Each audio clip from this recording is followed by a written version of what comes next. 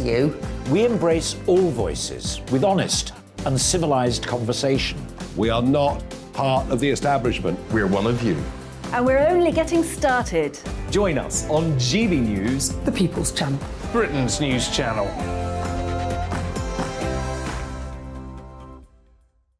Hi there, it's Stephen and Anne. At breakfast from 6 a.m, you'll always be caught up with everything you need to know.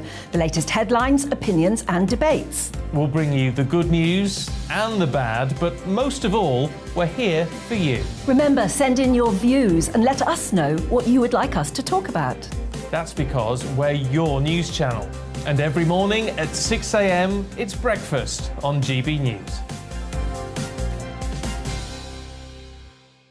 My name's Tom Harwood and join me 9:30 a.m. every weekday for The Briefing, your one-stop shop for everything you need to know about what's going on in politics today. I wonder if this is a deal that might need to be like the biscuits in this factory, twice baked. Is there not an opportunity here to win out against the extremes? Tom Harwood, GB News. What are you going to do about it?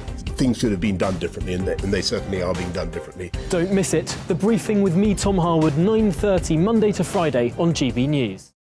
Where would you like to go? Just take me to the studio, please, Matt. You know where you're going. I've got a show to do. Friday Night Feast on GB News, 7 p.m. And it's like nothing you've ever seen before. We take a different angle on the week's biggest news stories. The viewers and listeners set me some absolutely mad challenges to do. We tried to rehome a rescue dog. And yes, there's some other wacky stuff in there as well. I feel like I could take on the world. Well, that's that. Friday Night Feast with me, Patrick Christie's, every Friday, 7 till 9 p.m. on GB News. Be there.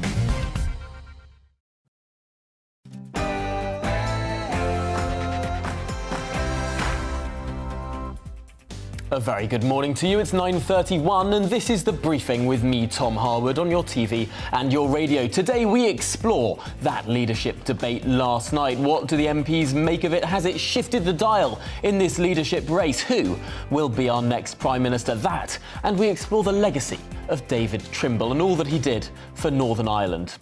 Up after the headlines.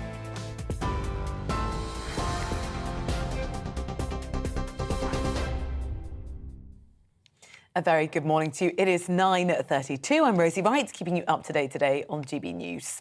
Well, Liz Truss and Rishi Sunak have gone head-to-head in the first double-headed leadership debate. The two candidates traded blows over economic plans, with the Foreign Secretary saying Rishi Sunak would lead the country into recession. The former Chancellor claimed there was nothing conservative about Ms Truss's approach. The debate was in Stoke and was made up entirely of people who voted Conservative at the last election. Archie Battersby's parents are vowing to continue their son's life support fight, despite a legal ruling that treatment can stop. Yesterday, appeal court judges ruled doctors at the Royal London Hospital could lawfully stop providing life-saving care. Archie's mother, Holly, told GB News she'll appeal to a higher court. I believe we've still got one more option, which obviously we've come this far. I'm not going to stop now. What is that option? There's a possibility, United Nations or the European Court, I believe. So we're deciding today. Obviously, it's not something any parent wants to face. Again, I'm just going to give it all I can until I can't go no more. MPs are criticising the government over its handling of the coronavirus traffic light system, which set the rules for those arriving in the UK. The Public Accounts Committee says nearly £500 million was spent on the scheme, but only 2% of those required to quarantine in hotels actually then tested positive for COVID. The committee also says the government's approach to border controls and quarantine caused huge confusion, with 10 rule changes in a year. Fire chiefs are urging UK cities to prepare for wildfires after dozens of blazes broke out during last week's record-breaking temperatures. The National Fire Chiefs Council is urging inner-city services to start prioritising wildfires. This year alone, England and Wales have had over 440 wildfires. That's up from 247 last year. We're on your TV, online and DAB+ radio. This is GB News. Now let's head back to the briefing with Tom.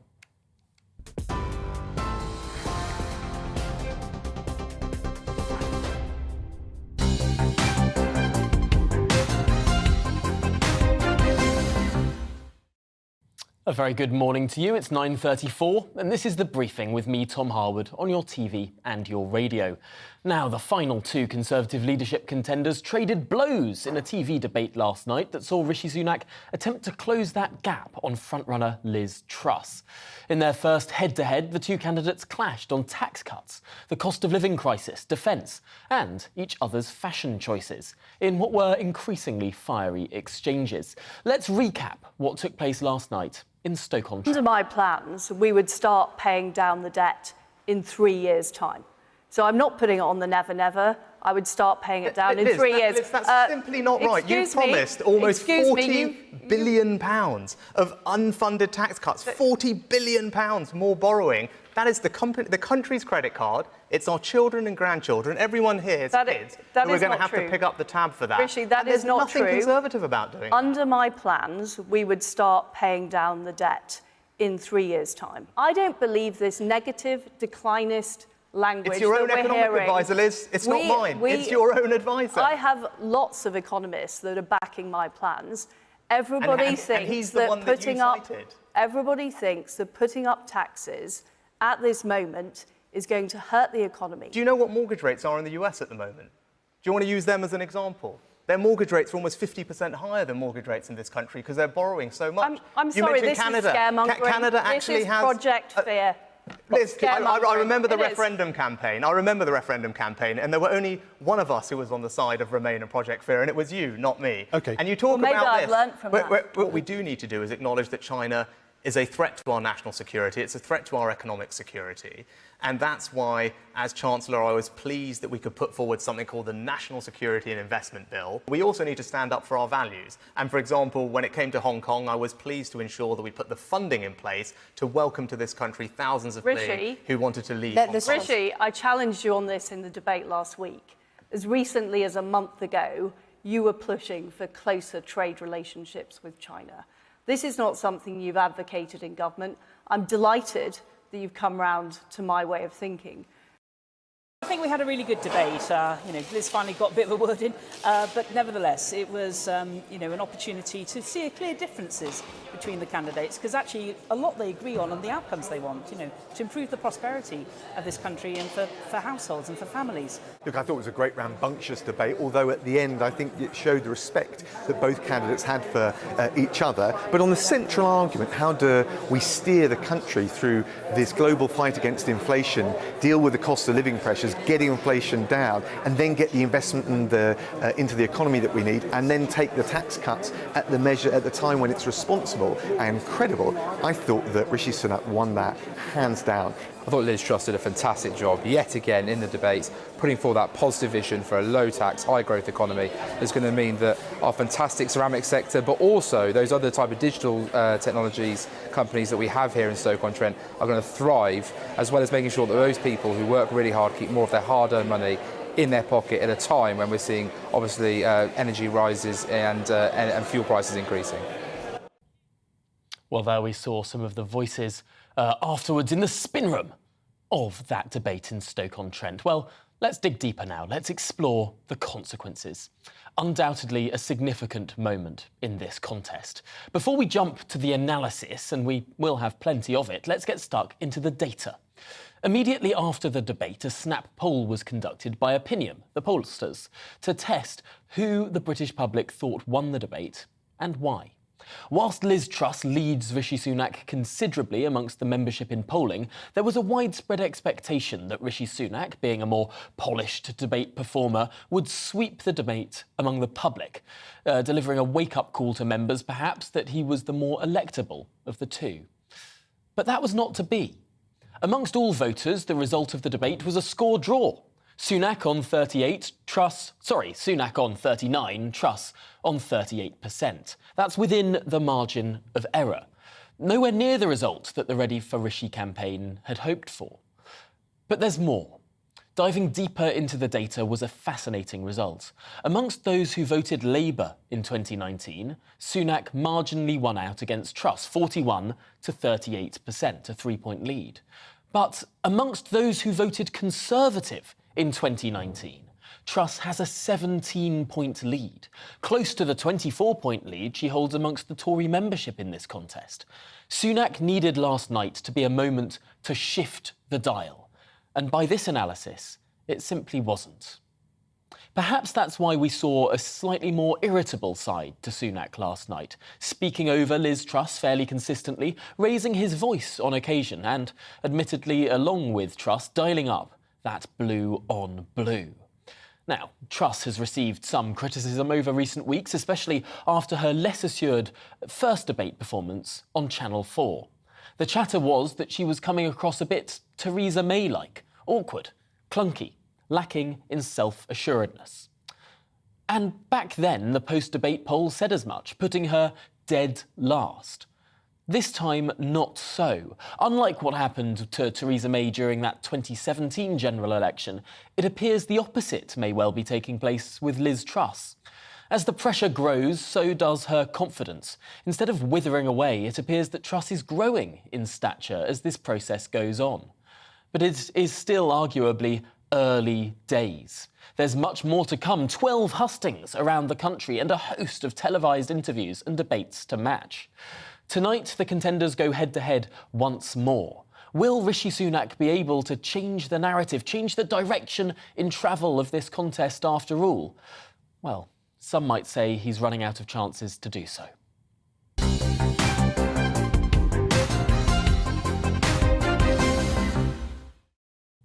Well, let's now jump straight to one of those MPs backing the former Chancellor Rishi Sunak. Richard Holden MP is the MP for Durham North West, I believe, from memory. Welcome to the programme, Richard. I suppose, first of all, Rishi Sunak, Morning, Tom. Marginally ahead with the general public, but a little bit behind when it comes to those who voted Conservative last time round. Is that a worry? Well, I was quite interested in your bit of digging down there into those numbers because from what I saw in those opinion polls as well, Rishi was double on both competence and on having a credible economic policy. And I think when it comes down to it, that's what Conservative members are going to be wanting to think about when it comes to leadership contests. I thought he did a cracking job last night, and I think he started to expose some of those arguments that Liz has been putting forwards. Particularly, I thought that one around trying to spread the debt that we've got into very long-term bonds, like war bonds, which has been a mainstay of her policy. And we all know that actually, if you've got an interest-only mortgage, which is essentially the same as a government bond, if you try and get a longer-term one, you pay higher interest rates. It's exactly the same for the government. And with £2 trillion worth of debt, that would mean an extra £16 billion a year on 5-year versus 30-year bonds. And that's a lot of money to find every single year. It dwarfs the corporation tax cuts that she's also proposing. So I think on the big economic arguments, Liz just isn't there, sadly. And yet when Faisal Islam asked Rishi Sunak if he could name a single other G7 country that was raising taxes in response to the COVID crisis, he couldn't name one. Well, what you've seen actually Rishi do in the last couple of months, we've seen a tax cut for all people in work in the UK. That's raising the threshold from under £10,000 to £12,500 for people in work before they pay national insurance, and also that tax cut for people who have to use petrol to drive. But that also has a knock-on impact in terms of things like food prices, because everything has to be transported at some point by road as well. Rishi's always been realistic about what he wants to do. He wants to control inflation first and then move towards getting taxes down in the medium and longer term. That is the responsible way of doing things, because otherwise all we'll see is that inflation eating up any tax cuts that are put forwards. And I think the danger with what Liz is proposing is we see interest rates, as her own economic advisors have said, rising to 5, 6, 7%, and then you've got to throw on, that's just the base rate. So, you know, people pay more than that when they're borrowing money for things like houses or businesses, and that's really going to squeeze so many households. An average person in my constituency with about 125 grand on their mortgage would see their mortgage interest payments rising by £500-600 a month, and that would just totally wipe out any possible tax savings. Of course, Liz Truss in the debate called that Project Fear. I suppose we do need to wait and see if the interest rates would actually move that far. I do want to try and ask about the framing of this debate, though. We're talking about tax cuts. To some extent, isn't this not really tax cuts, but actually just cancelling tax rises? Rishi Sunak plans to raise corporation tax by a considerable degree next year. One of Liz Truss's so-called tax cuts is simply not going ahead with that tax rise. And the other big tax cut of Liz Truss is to reverse the tax rise that came in merely a couple of months ago. Is that really going to be particularly inflation? Rishi's already got that long-term plan to see a reduction in income tax before the next general election. That's already in the Treasury book. So he's already got a long-term plan, which is working towards. But I think the key thing is, a bit like we saw with that levy on the oil and gas companies, what Rishi's always been pushing for is investment in the UK. That's been at the heart of what he's been trying to achieve. And I'm absolutely certain with things like the super deductor, that's exactly what we'll see going forwards from him as well. A real concentration on driving companies to invest. Because what I don't want to see is people not investing in the UK, not delivering those good jobs for places like Northwest Durham or actually across the country, because that's what we really need to see. Investment in productivity, because you can only get real wage growth in the long term with proper productivity growth. And I think that's why people on the economy trust Rishi, because he can see where he's heading. They can see he wants to deliver that productivity growth that we all want to see, which allows people to have more real wages, allows proper long-term profit growth to expand and to be reinvested into companies and in the economy.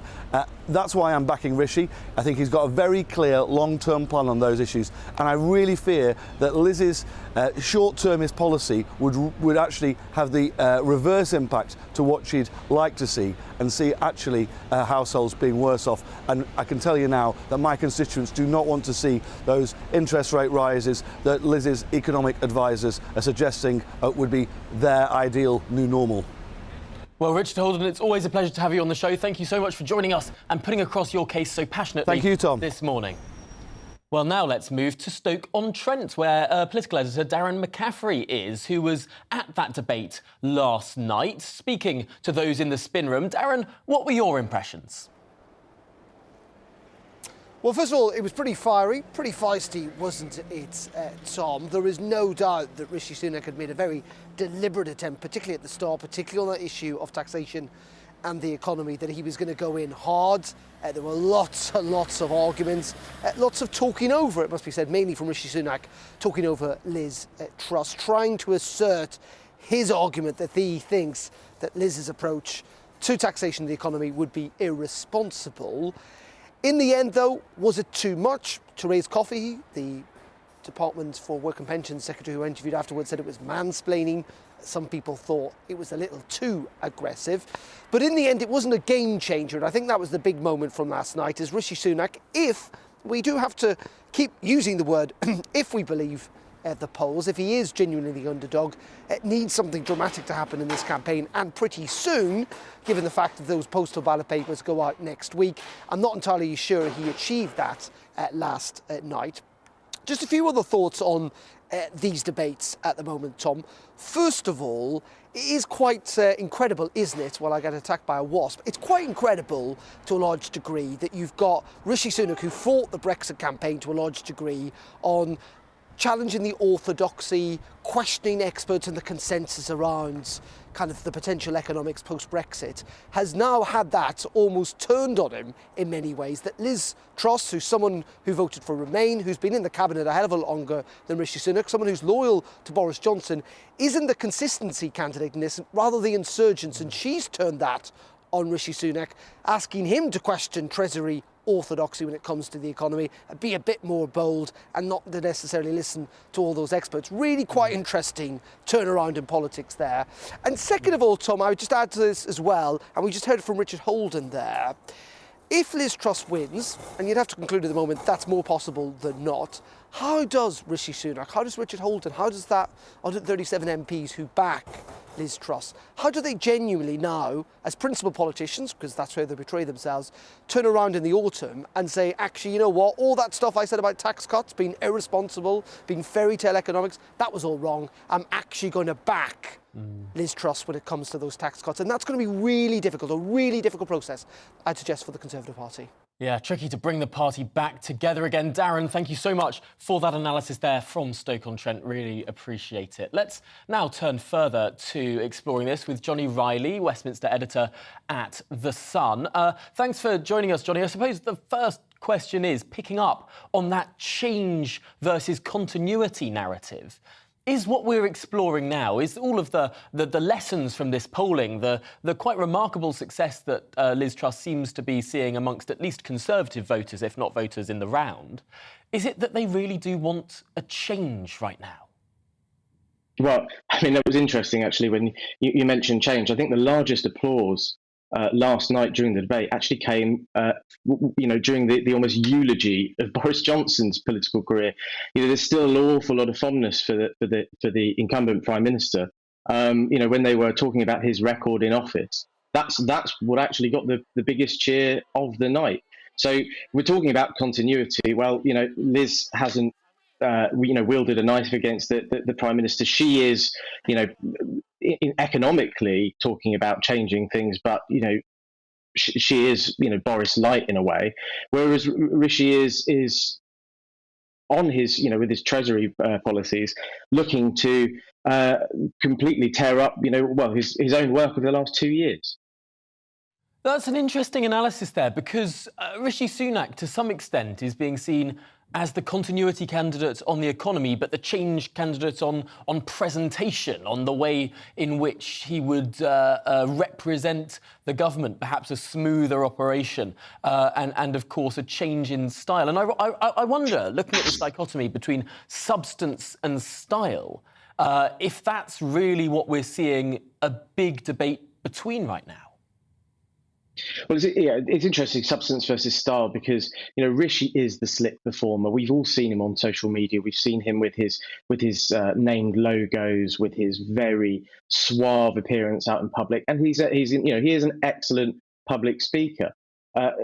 Having said that, yesterday, and you mentioned in the polling between the two, Liz is hot on his heels, and that'll be seen by Liz's team and campaign, that as a real win. I mean, Rishi probably won out overall in terms of his still presentation style, despite being a bit irritable at the start, interrupting Liz a little bit, perhaps too much, being a little bit too aggressive. But Team Liz, when they take the dust settled overnight, they will look at what happened and how they've closed that gap within the general public. With that we know Liz is obviously very popular with the membership, but just the wider perception, they'll be delighted to see that there's only a percentage point in it. Now, your newspaper, The Sun, is hosting a debate tonight. What would you expect, finally, Rishi Sunak and Liz Truss's strategy to be tonight? Does Rishi need to be less aggressive?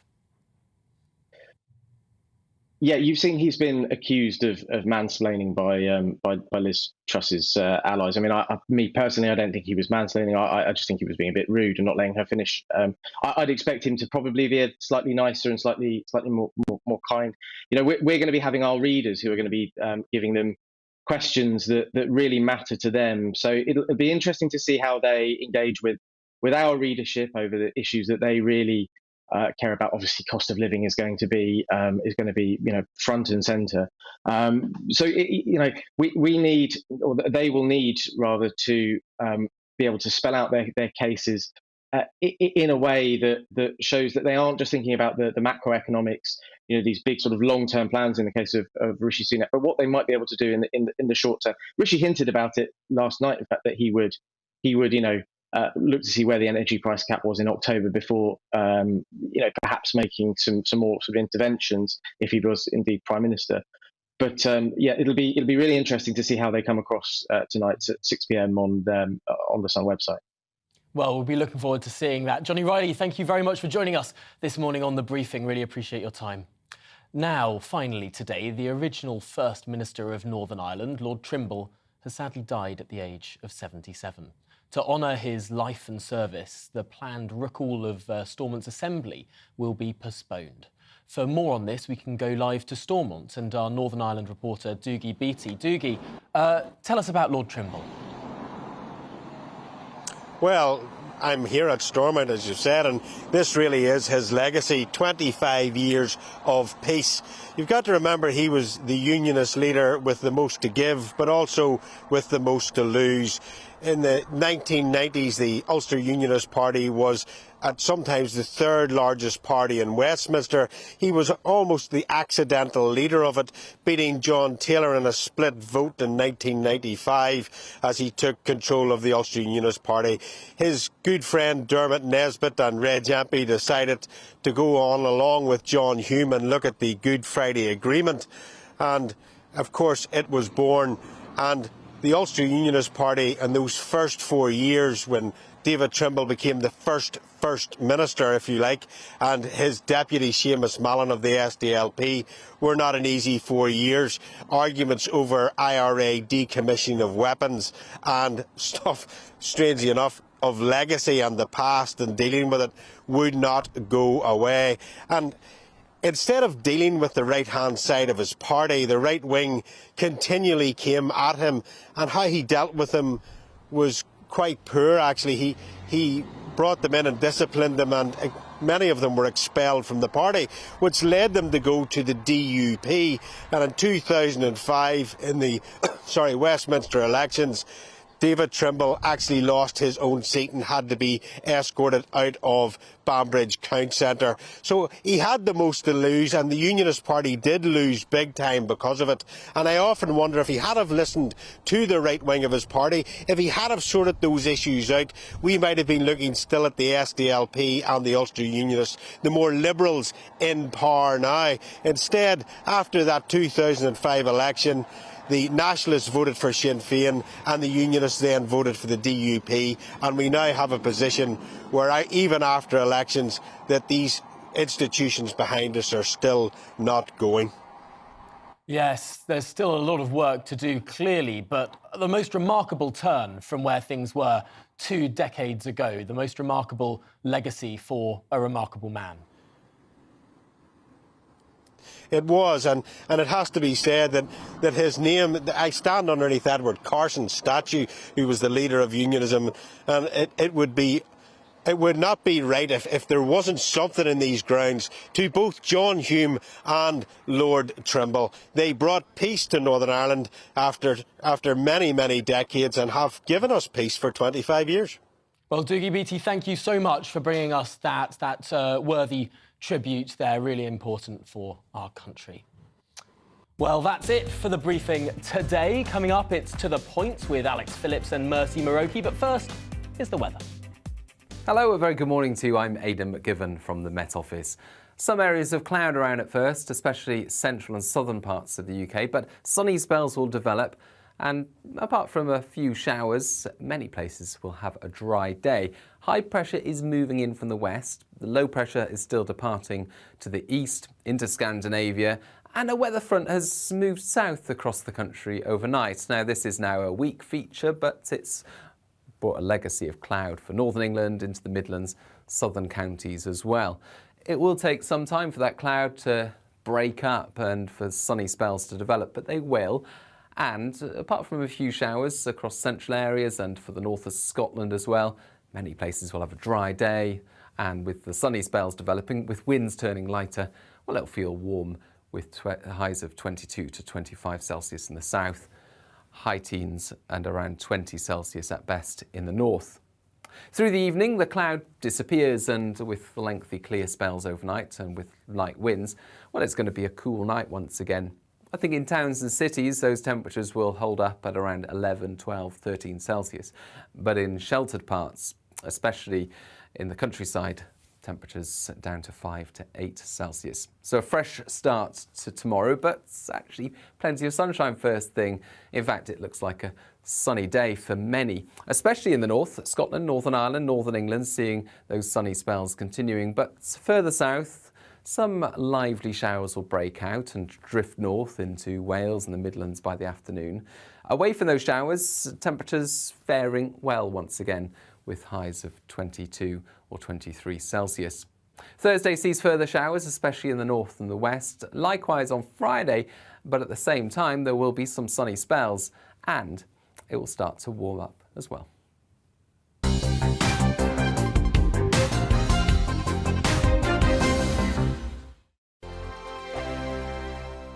We are GB News. We're right across this great nation.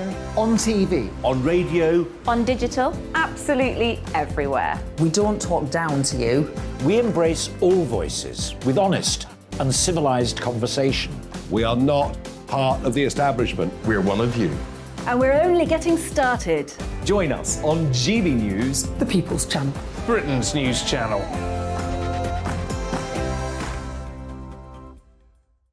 Hi there, it's Stephen and Anne. At breakfast from 6 a.m, you'll always be caught up with everything you need to know, the latest headlines, opinions and debates. We'll bring you the good news and the bad, but most of all, we're here for you. Remember, send in your views and let us know what you would like us to talk about. That's because we're your news channel. And every morning at 6 a.m, it's breakfast on GB News.